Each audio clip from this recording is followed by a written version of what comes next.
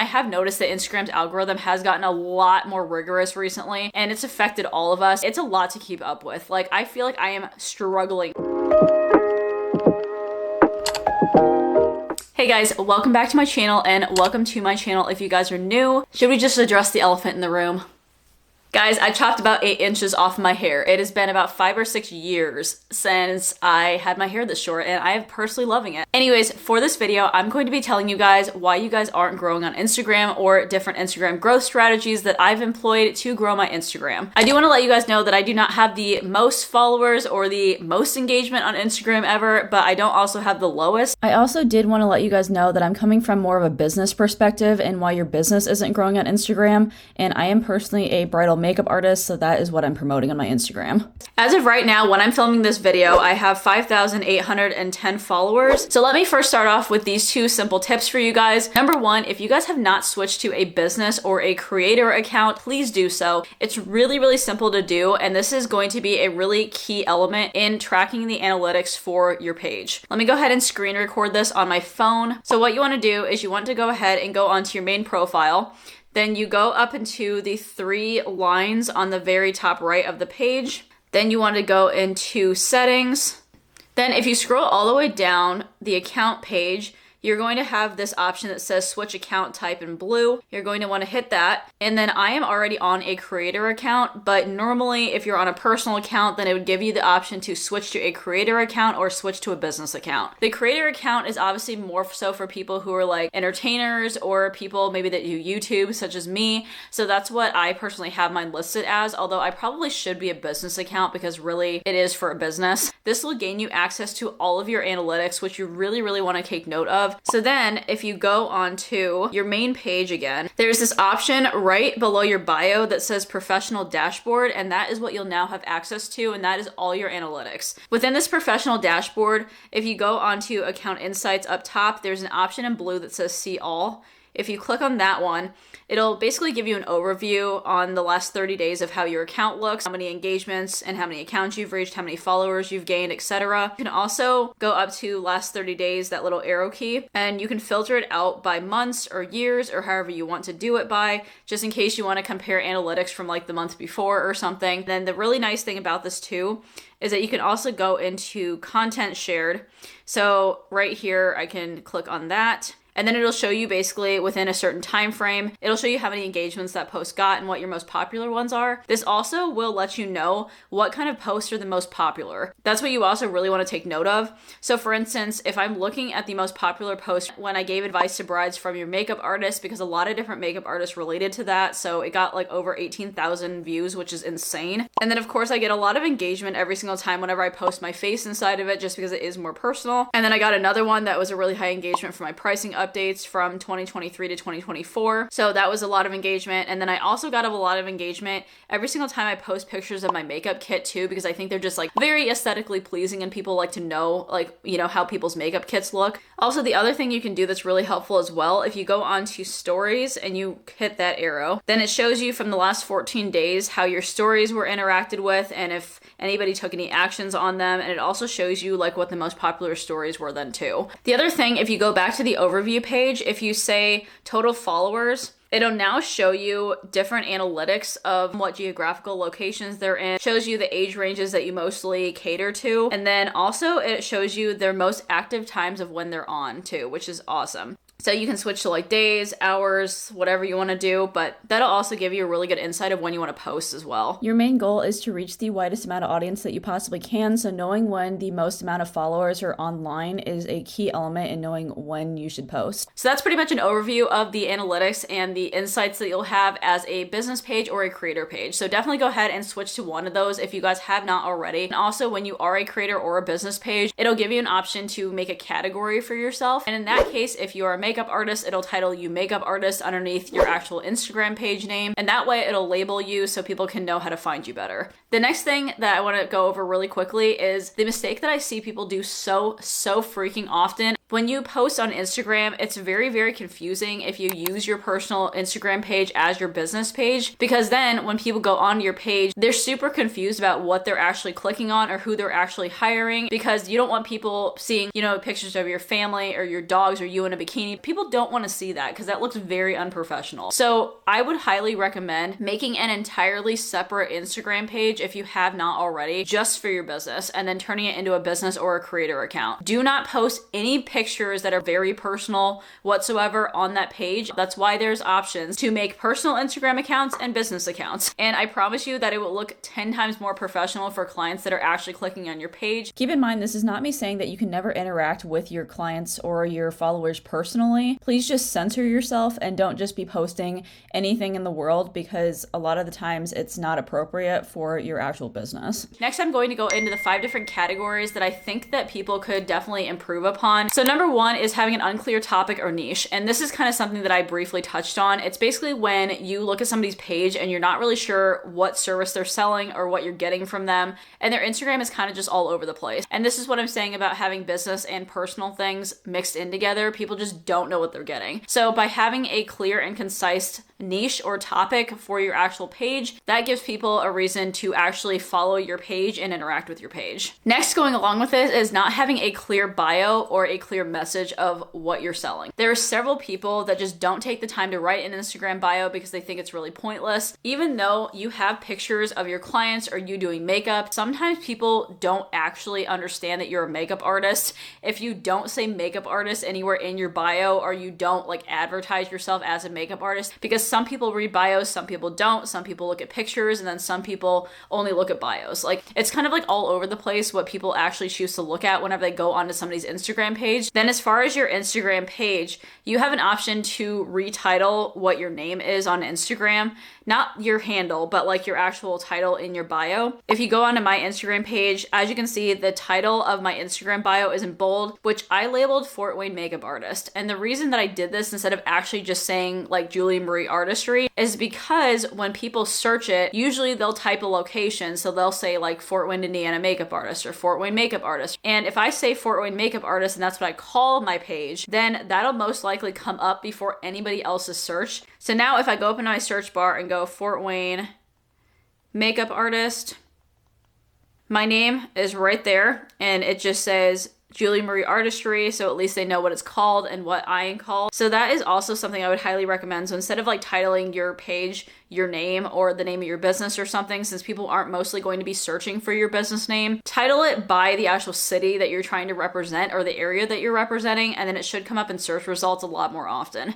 Then as you can tell, it says makeup artist right underneath the Fort Wayne Makeup Artist, which is part of the creator account. And then I have my name underneath that so people do know what my name actually is. And then I put booking 2023 weddings, luxury on-site makeup, and then website and social links I linked right below. I have an arrow so people know exactly where to click. And then right there is the singular link that Instagram gives you to link everything. You can tell that my bio was very clear and easy to understand. However, I have seen multiple different people either not take the time to write a bio, or their bio is just all over the place, or they just think they're being cute by being I'm a tourist, come hire me for makeup. When people look at their page, it doesn't look organized and it doesn't look like they actually have a purpose because their bio is very unclear. Also, make sure that your Instagram bio is not super long. You don't want to get to the point where people have to hit the more button just to be able to see the rest of the bio. The next topic of the discussion I want to go into is not being consistent. And I know that people are going to kill me for this because all people hear nowadays is you have to be consistent. You have to post every day. You have to do this. You think that you're being consistent, but then soon 3 days have gone by and you don't realize that you haven't posted for 3 days. And I have noticed that Instagram's algorithm has gotten a lot more rigorous recently, and it's affected all of us.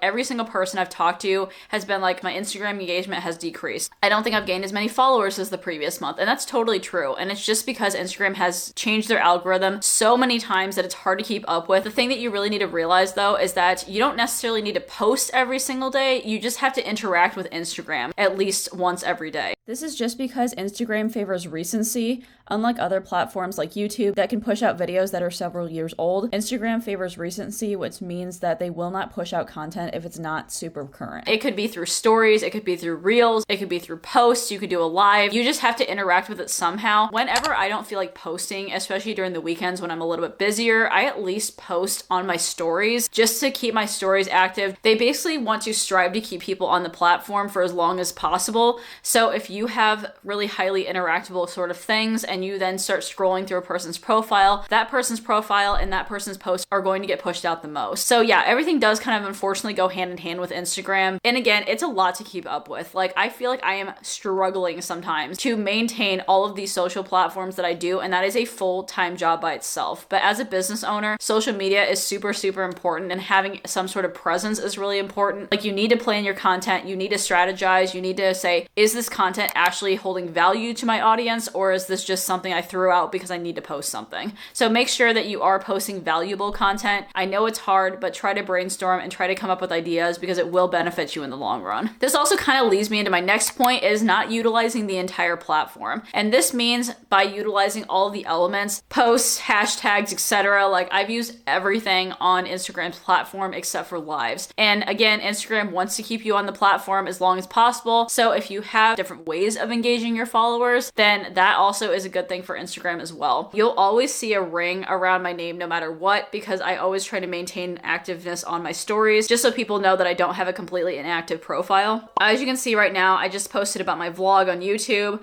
and then right now I actually just posted about my haircut that I just got, so that got a lot of interactions just because people wanted to see what my hair looked like.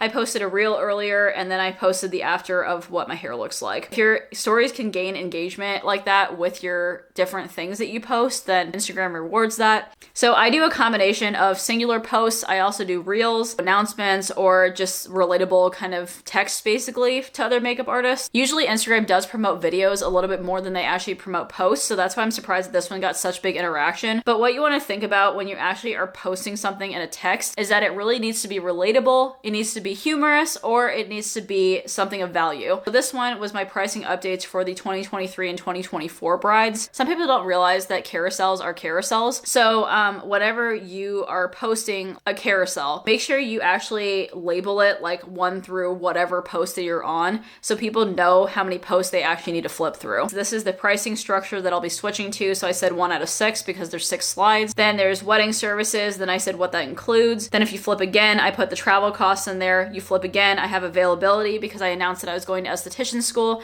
so I wouldn't be taking any Saturday weddings starting from November until August of 2024. And then that was a continuation, and at the very end I basically just said thank you, and that was my 6 out of 6. I have this blank square right here because I went ahead and shared this whole entire thing, every single slide, to my Instagram stories, which if you do this little arrow, you can say add post to story, and you can easily share those to your stories. And then on there, you can actually link your website or different things if you want to. Sorry, it's getting really dark, so I'm using my laptop screen for light. So yeah, there's multiple different ways on like how to interact with people and staying active on your Instagram profile, but just make sure you are posting at least something, whether it be an actual post or on your stories, at least once a day, because Instagram will heavily discourage you if you do not post on there for like 5 consecutive days, because I am bear witness to that.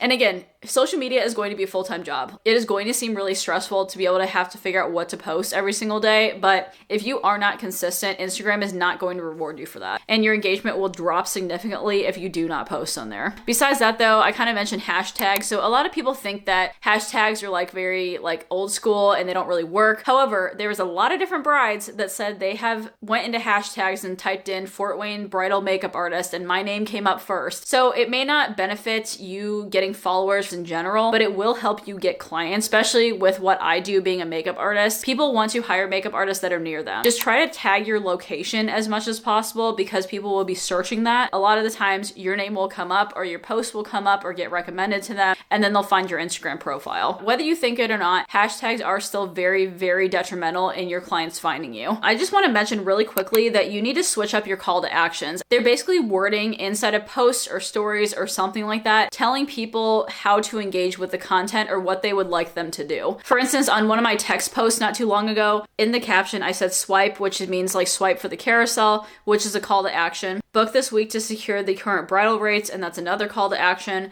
And then you can also say like link in bio, which then if they go onto your bio, then they can go onto the link. If you guys do have a singular website that you want to post there, that you can just copy and paste it in Instagram. But I copied and pasted my link tree, so I have like multiple different links going on. So I have like my website, I have my Facebook linked, I have my YouTube channel, Amazon storefront, and business templates in there. The other call to action you guys can do is by simply having people like your post. Not everybody engages with your social platform in the same way. Like some people will engage in it just by liking it. Some people comment. Some people share posts on their stories. I would highly recommend posting about like relatable kind of content, or maybe like something that other people can engage with. And definitely write captions. Like don't just put like hearts in the captions or something. Like think of creative captions, because there are some people that actually do read the caption. I said something at one point in time about like why makeup artists charge the rates that we do, and I listed out like all these different bullet points, and there's several people who commented and engaged with that, and that was just because of my caption. The next topic of discussion I want to go into is the lack of visuals or quality. So with this, I'm talking about the way that your Instagram physically looks. I have gone onto multiple people's Instagram pages. Their pictures aren't like super clear. They're in dark lighting. They're really grainy because the quality isn't there. We are in 2022, guys. If you do not have clear, crisp, quality photos with good lighting and they're not in HD, people will not pay attention to your posts, especially with a client's makeup. Like if you are advertising your makeup services, make sure it looks the best that it possibly can. A lot of people always ask me how I take my client photos, and it's just in natural lighting. Like I have them facing a natural light source indoors,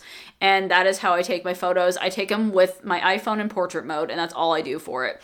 I don't have any fancy camera. I don't even edit my photos, because you shouldn't as a makeup artist. As you can see, I have kind of shifted like what my Instagram used to look like, and this is kind of something you'll probably have to play around with at one point in time. So yeah, it kind of just depends, like whatever your vibe is, but I have changed mine multiple different times. The other thing that I always see too, kind of going on to the same note, is lack of organization. And I mean, mine isn't like the most organized page visually, but I do use an app called Later out of the App Store, and basically what it allows you to do is like move things around and rotate them around before you post them, so your feed looks very visually appealing. That's something I would definitely do. It's also completely free. Then the very last thing, and I feel like I'm rushing through this because like I am losing so much daylight. Like, this lighting is so bad. The other thing I've seen people do is not have contact options, and I don't understand why this is even a thing. They do not have any contact options, and then they'll say DM to book. Number one, is that unprofessional? Because why would you want to hire somebody that you're DMing through Instagram? And then number two, DMs can get lost. So if you are not mutually following each other, there is a separate message request folder that Instagram will store all of your DMs in. The majority of the time, you're not following the clients that are DMing you, since they are complete strangers. So they'll end up in this message request folder, which I'm going to show you. If you're on your main page and you go into home right here, there is a messages at the top, and right now I have 12 messages to go through. There is a request right here that says 1, which means I have 1 message request.